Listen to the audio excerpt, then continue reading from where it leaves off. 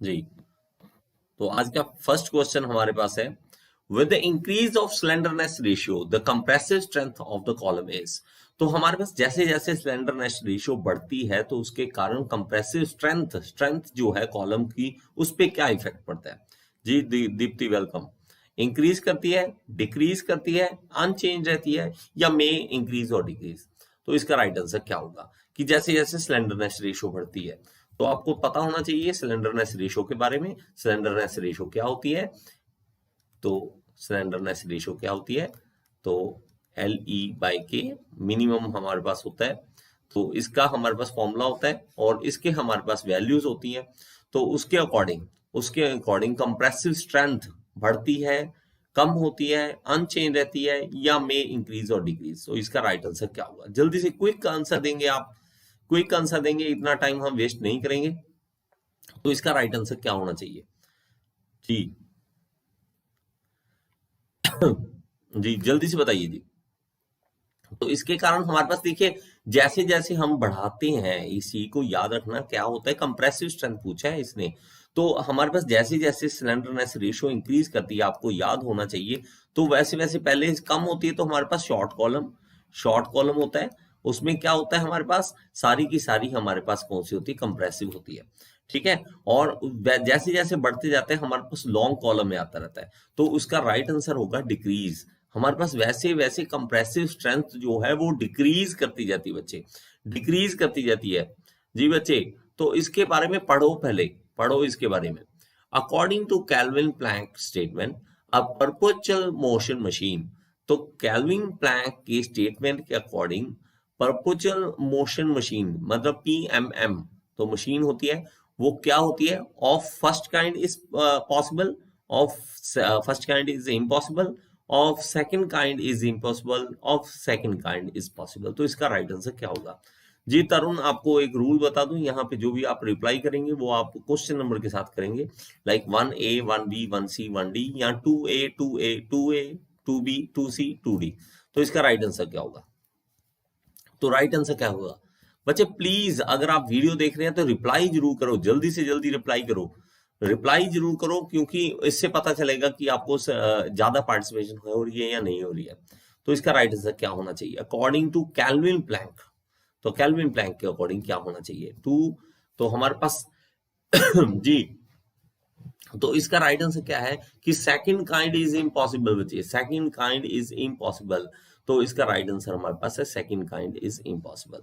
Next देखिए, efficiency of diesel engine can be increase by. Diesel engine की जो efficiency है वो कैसे इंक्रीज की जा सकती है। तो ये बहुत ही बार बार पूछे जाने वाला क्वेश्चन है। एक तो ऑटो साइकिल के बारे में जरूर पढ़े, एफिशिएंसी कैसे इंक्रीज होती है, और डीजल इंजन की कैसे होती है। तो इसका राइट आंसर क्या होना चाहिए, 3A 3B 3C 3D। तो इसका राइट आंसर क्या होना चाहिए, जल्दी से क्विक आंसर दीजिए जी, क्विक आंसर दीजिए। तो इसका राइट आंसर क्या होना चाहिए जी, कट ऑफ रेशियो। शाबाश, अनिल ठाकुर का सबसे पहले रिप्लाई आ रहा है, decrease the cut off ratio. Cut off ratio जो है हम जब डिक्रीज करते हैं, इसके फॉर्मूला में आप देखते हैं तो उसके अकॉर्डिंग हमारी जो है एफिशिएंसी वो इंक्रीज करती जाती है। शाबाश बच्चे। When starting a centrifugal pump the delivery valve is kept. तो कैसा होना चाहिए सेंट्रीफ्यूगल पंप, जब हम स्टार्ट करते हैं डिलीवरी वाल्व कैसा होना चाहिए, fully open, fully close, half open, less than half open. तो इसका राइट आंसर क्या होगा, 4.A 4.B 4.C 4.D। इसका राइट आंसर जल्दी से क्विक आंसर देंगे आप, जल्दी से जल्दी, जल्दी से जल्दी। तो इसका सुनील चौधरी, शाबाश बच्चे, शाबाश। तो हमारे पास क्या होना चाहिए, ये क्लोज होना चाहिए सर, हमारे पास फुली क्लोज होना चाहिए। जब हम सेंट्रीफ्यूगल पंप को ऑन करते हैं डिलीवरी वाल्व हमारा बंद होना चाहिए। ठीक है। अनिल ठाकुर, इसका बी है, B is the right answer बच्चे। पराग परमार जी, नमस्कार नमस्कार बच्चे जी। नेक्स्ट चलते हैं जी। A device in which some portion of the waste heat of flue gases is recovered to heat the air before it passes into the furnace for combustion process purpose is known as। तो क्या कहते हैं उसे, जब हम उसका क्या करते हैं, हमारे पास वेस्ट हीट है फ्लू गैसेस की, उसको हम हीट करते हैं, एयर को हीट करने के लिए यूज करते हैं। तो उसका क्या राइट आंसर होना चाहिए। ये बड़ा इजी सा क्वेश्चन, इसके क्वेश्चन में ही आंसर छुपा हुआ है। इसका जी बच्चे देखो, समझो इस चीज को, दो काम हम अलग अलग कर रहे हैं। हम एक तो होता है कि फीड वाटर को हीट करना, यहाँ पे फीड वाटर को हीट नहीं कर रहे हैं बच्चे, फीड वाटर को हीट नहीं करने हैं। आप चीज को पढ़ो पहले, एयर को हीट कर रहे हैं, देखो हीट द एयर, तो इसका राइट आंसर क्या है, एयर प्री हीटर बच्चे। तो किस तरह, सुनील चौधरी, गौरव दुबे आपका राइट आंसर है, और अनिल ठाकुर जी आप शाबाश। तो बच्चे ये ऐसी गलतियां मत करो। देखो अभी तो मुश्किल क्वेश्चन तो मैंने पूछा ही नहीं कभी, अभी भी बहुत आसान क्वेश्चन से लेके आता हूँ आपके लिए, ताकि आप सब कर सको। ठीक है, कुछ बीच में से एक आधा क्वेश्चन मैं देता हूँ मुश्किल, नहीं तो बहुत कम मुश्किल क्वेश्चन देता हूँ आपको। Cast iron steel pipes are produced by, तो कास्ट आयरन की, sorry cast iron steel pipes नहीं होता, पाइप्स होगा। तो पाइप्स जो है यहाँ पे ये नहीं आना चाहिए, ठीक है। तो cast iron pipes are produced by, तो कास्ट आयरन पाइप्स जो है हमारे पास किस तरह से बनाई जाती है, ठीक है, किस तरह से बनाई जाती है। यहाँ हमारे पास जैसे स्टील पाइप्स ही बोल दे तो किस तरह से बनाई जाती है। पाइप्स नॉर्मली आप यूज करोगे तो पाइप्स, तो ट्रू सेंट्रीफ्यूगल कास्टिंग होती है बच्चे, ट्रू सेंट्रीफ्यूगल कास्टिंग होती है, उसके थ्रू पाइप्स बनती है। मोस्टली जो पाइप्स बनती है इस तरह ही बनती है सेंट्रीफ्यूगल कास्टिंग से। Okay, single point thread cutting tool should ideally have, single point thread cutting tool, तो उसके लिए आइडली क्या होना चाहिए, ठीक है। लव सिंह, ठीक है जी, उसका क्या होना चाहिए, आइडली पूछ रहा है ये, आइडली, ठीक है। तो आइडली क्या होना चाहिए, जीरो रेक एंगल होना चाहिए बच्चे, जीरो रेक एंगल होना चाहिए, ये आइडल केस में है। नहीं तो चलो जो एक्चुअल में होता है वो जीरो कभी नहीं होता, ठीक है, एक्चुअल में जीरो नहीं होता। Investment casting uses pattern of, investment casting जो होती है उसमें हम पैटर्न कौन सा यूज करते हैं, इसमें पैटर्न कौन सा यूज करते हैं जी। ओके अनीश बच्चे, मैं ना ट्राई करता हूँ पर डेली क्लास लेने की, कभी मिस हो जाए तो हो जाए, नहीं तो डेली क्लास में लेने की पूरी ट्राई करता हूँ कि आपकी डेली क्लास हो। एसएससी जेई के लिए मेरी इसकी क्लासेस में रहती हैं, और जेई लेवल की मैं तैयारी करवाता हूँ। तो इसका राइट आंसर क्या है, राइट आंसर है बच्चे ए, वैक्स, वैक्स का पैटर्न यूज करते हैं। इस पे भी मैंने वीडियो बनाई हुई है ऑलरेडी, आप देख सकते हैं।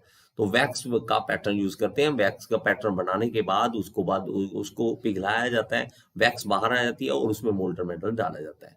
नेक्स्ट चलते हैं, in a composite bar the resultant strain produce will be, तो कंपोजिट बार में रिजल्टेंट स्ट्रेन जो पैदा होगी वो किस तरह की होगी, sum of the strain produced by the individual bar, sum same as the strain produced in each bar, difference of strain produced by the individual bar, same as the stress produced in the each bar। जी बताइए बताइए जी इसके बारे में, इसके बारे में 9A 9B 9C 9D। 8:30 के around time रखता हूँ मैं ना, 8:30 के अराउंड टाइम रखता हूँ। ओके, तो इसका क्या होगा, 9 का बच्चे हमारे पास ईच बार में सेम स्ट्रेन, हमारे पास कंपोजिट बार जो होती है ना वो कुछ इस तरह से है कि हमारे पास मान लो कि एक बार है यहाँ पे, वो एक मटेरियल की बनी हुई है, किसी भी मटेरियल की, एक और है जो दूसरे मटेरियल की किसी की बनी हुई है, कंपोजिट है। तो ये हमारे पास मान लो कुछ स्टील है, ठीक है, ऊपर कोई अलग मटेरियल, कोई भी मटेरियल हो सकता है, तो उसके अकॉर्डिंगली हमने कंपोजिट बार बना ली। जब हम इनको मान लो खींच रहे हैं, तो इसमें जितनी स्ट्रेन होगी उतनी ही इसमें होगी। तो इसके बारे में क्वेश्चन पूछा हुआ था, इसके बारे में, same as the strain produced in the each bar, तो हमारे पास इस तरह रिजल्टेंट स्ट्रेन निकलेगा। Okay, a solid shaft transmit 44 kilowatt power at 700 RPS, calculate the torque produced. तो इसका राइट आंसर देखते हैं कितने स्टूडेंट देते हैं। देखो बच्चे, ये भी एग्जाम का पैटर्न बताता हूं, एग्जाम में ऐसे क्वेश्चन 50-60% ऐसे होते हैं जो सबको आते होते हैं, ठीक है। मान लो कि 60% ऐसे होते हैं जो इजी होते हैं और सबको आने चाहिए, ऐसा पैटर्न रखते हैं।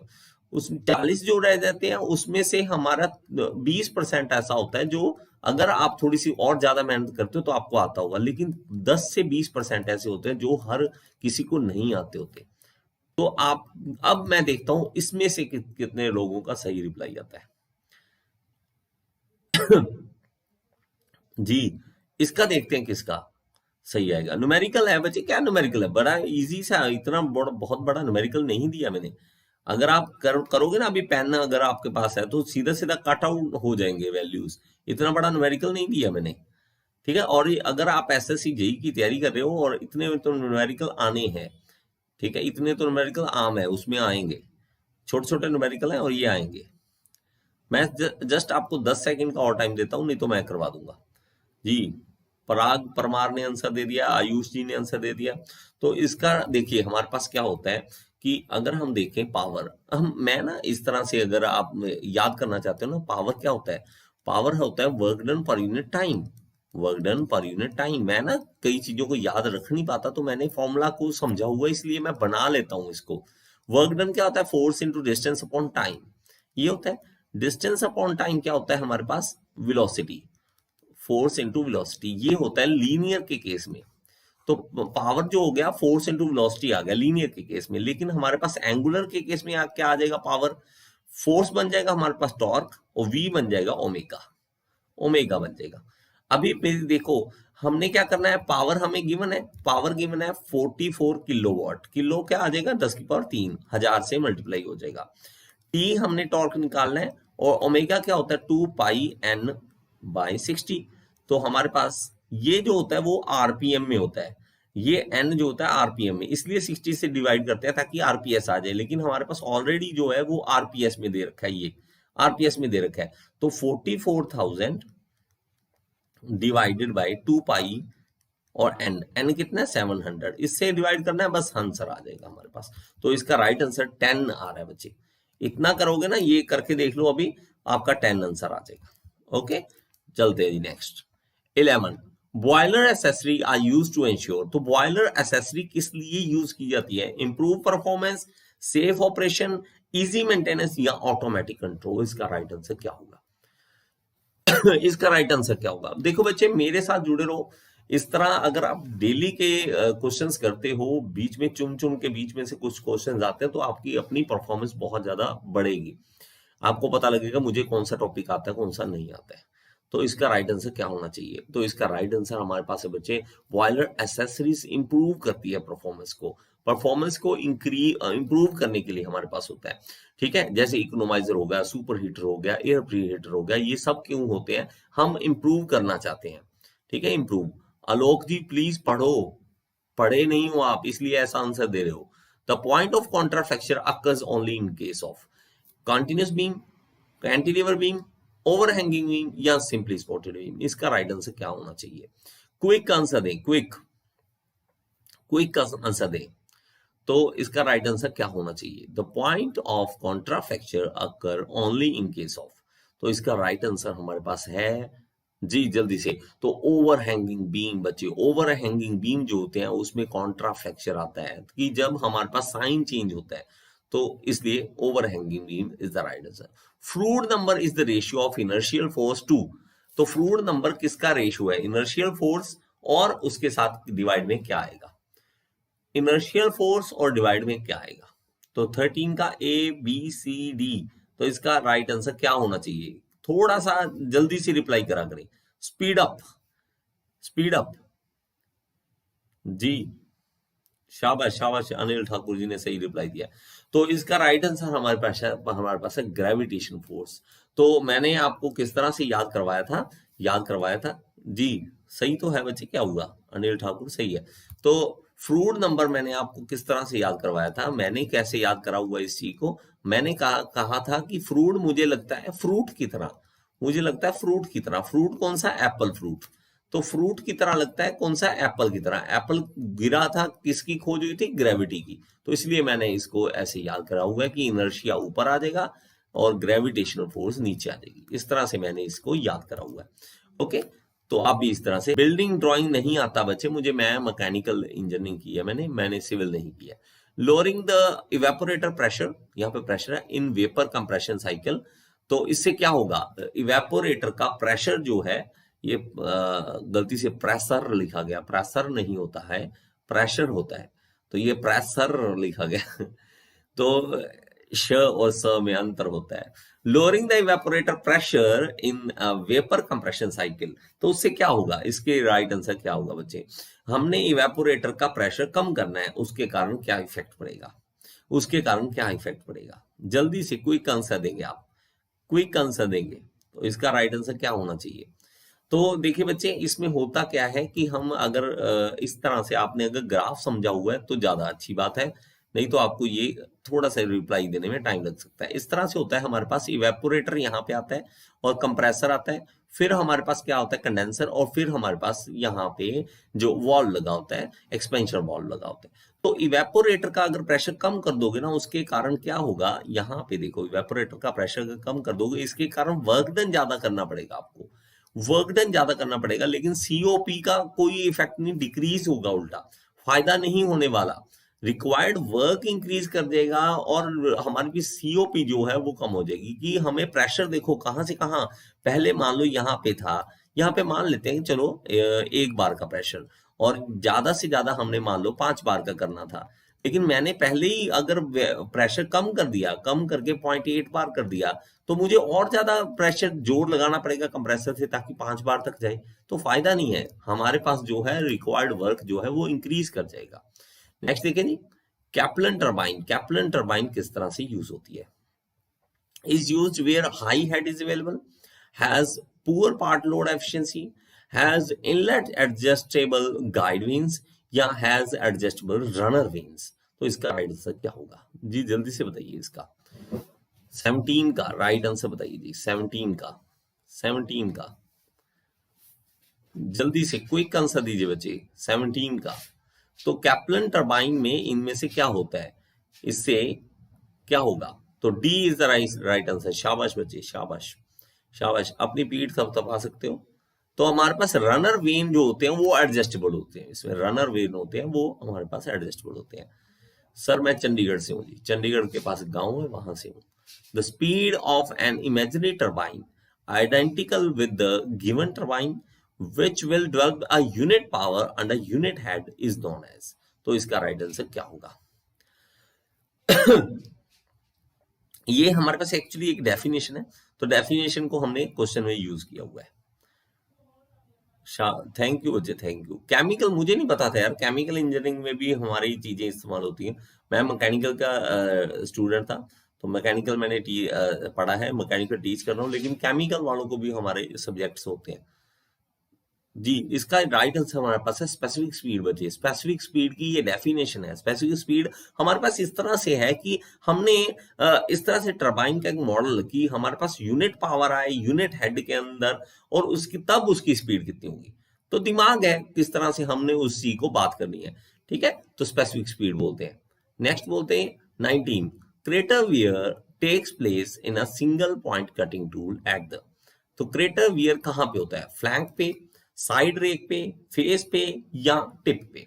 तो इसका राइट आंसर क्या होगा, crater wear single point cutting tool में कहां पे होता है, जल्दी से क्विक आंसर दीजिए, क्विक आंसर दीजिए। तो इसका 19 का सुनील चौधरी जी का पहले आया आंसर, फिर अनिल ठाकुर जी का आया है जी। आपने जो इसका अगर गलत आंसर दे रहे हो मतलब आप पढ़े नहीं हो इसको।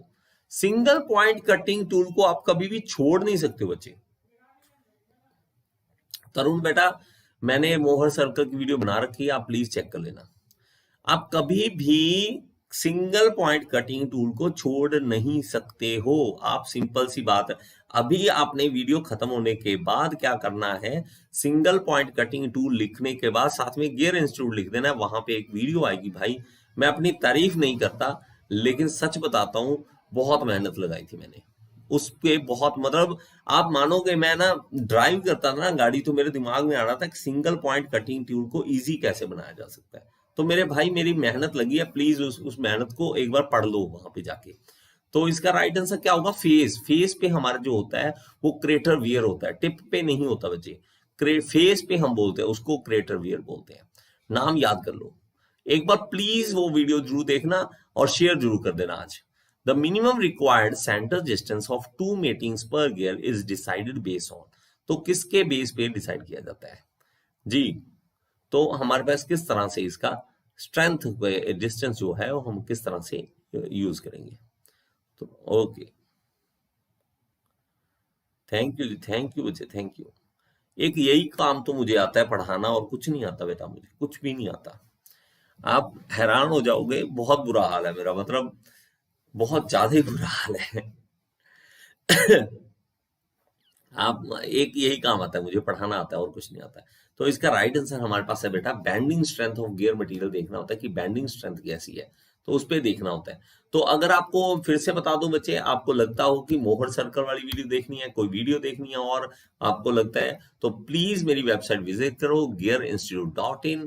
यहाँ पे यूट्यूब वीडियोस का फोल्डर निकालो। अगर आपको लगता है कि आपने वो अभी जो मोहर सर्कल वाली बात कर रहे थे ना, मोहर सर्कल सर समझना है, तो स्ट्रेंथ ऑफ मटेरियल में देखो, और स्ट्रेंथ ऑफ मटेरियल में आप जाओगे, यहाँ पे क्लिक करोगे और यहाँ पे ओपन हो जाएगा, यहाँ पे हमारे पास ओपन हो जाएगा। और स्ट्रेंथ ऑफ मटेरियल में हमारे पास ये देखो मोहर सर्कल, ये क्लिक करोगे पूरा का पूरा आपके पास वीडियोस आ जाएंगी। ठीक है, ओके जी। आशीष सोनी जी, कोई बात नहीं, कोई बात नहीं। सोम की क्लास बच्चे देखता हूँ, अभी अभी और कितना करवाना है मैं देखता हूँ। ठीक है, अभी अभी मैंने आपको बताया था कोई कंस्ट्रक्शन के काम, जो लेबर मिस्त्री हैं वो भाई 5-6 बजे तक घर से जाते ही नहीं है, और इतनी आवाज हो रही होती है कि क्लास लगाना तो पॉसिबल नहीं हो पाता। ओके जी, ओके, गुड नाइट एवरीवन। कल फिर मिलेंगे दोबारा, और ज्यादा एमसीक्यू करेंगे और ज्यादा हम इसके बारे में पढ़ेंगे। लव यू एवरीवन और ऑल द बेस्ट।